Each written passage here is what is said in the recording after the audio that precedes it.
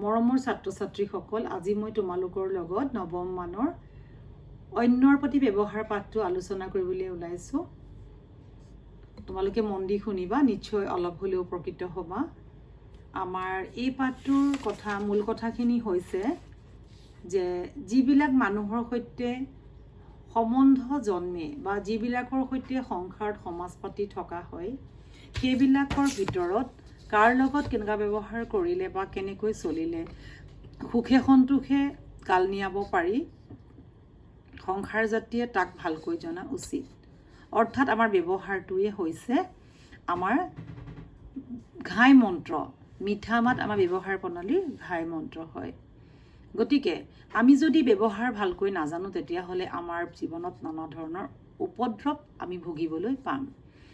অনেক চৰিত্ৰৱান মানুহেও নিজৰ ব্যৱহাৰৰ দোষত অনেক হিংসা গৰিহণাৰ পাত্ৰ হয়, আৰু অনেক সময়ত বহুত কপটীয়া চলাহী মানুহে নিজৰ ব্যৱহাৰৰ গুণত সকলোতে মৰম পায়।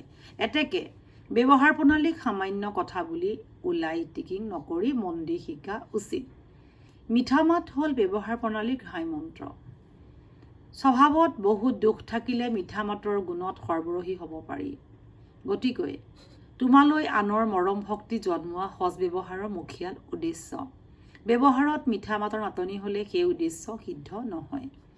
গতিকে আমি মিঠা মাত ব্যৱহাৰ কলপ বা ৰহনৰ নিচিনা।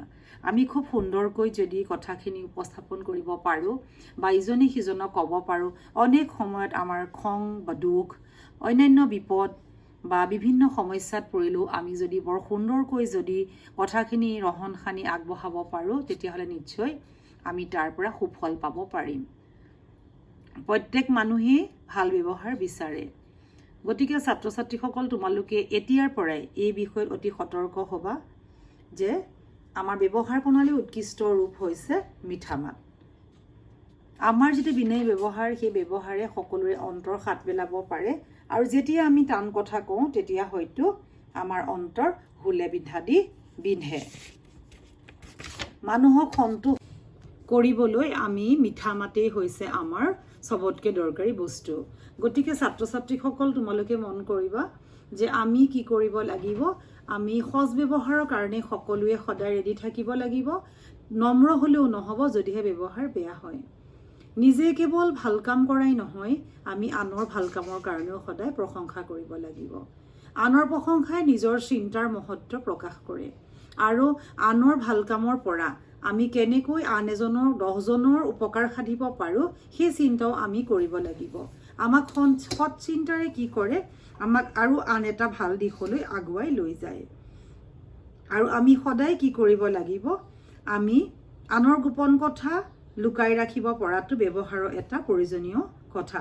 যিহেতু কোনো সময়ত কোনোবা এজন মানুহৰ কিবা এটা কথা সন্মুখত ক'লে হয়তো বেয়া পাব পাৰে, দুখ পাব পাৰে, আমি সেইধৰণে কেতিয়াও ক'ব নালাগিব।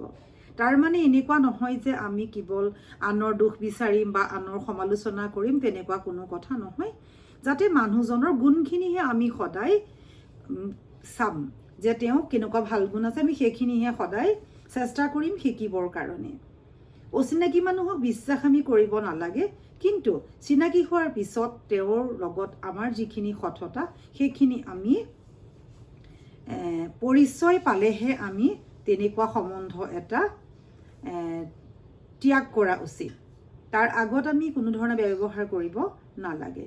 প্ৰত্যেক মানুহকেই আমি যি ধৰণৰ প্ৰাপ্য সেই ধৰণে সন্মান দিব লাগিব।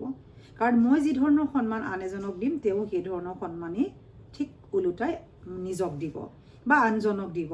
মই কৰা ব্যৱহাৰ মই যদি ভাল ব্যৱহাৰ কৰিছোঁ, আনজনৰ পৰা মই ভাল ব্যৱহাৰেই আশা কৰিম বা মই পাম। গতিকে সকলো মানুহ বহুত সংবেদনশীল হয়।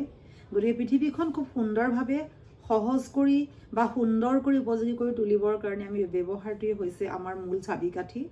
গতিকে আমি কি কৰিব লাগিব, আমি সুন্দৰ জীৱনটোৰ মন্ত্ৰ হিচাপে আমি ব্যৱহাৰটোকে ল'ব লাগিব। আৰু এই ক্ষেত্ৰত আমি সকলোৱে এতিয়া সচেতন হোৱা উচিত যে আমি ব্যৱহাৰটো খুব সুন্দৰকৈ ভাল ব্যৱহাৰে আমি জীৱনটো আগুৱাই নিব পাৰিম। মৰমৰ ছাত্ৰ ছাত্ৰীসকল, তোমালোকে নিশ্চয় বুজিলা।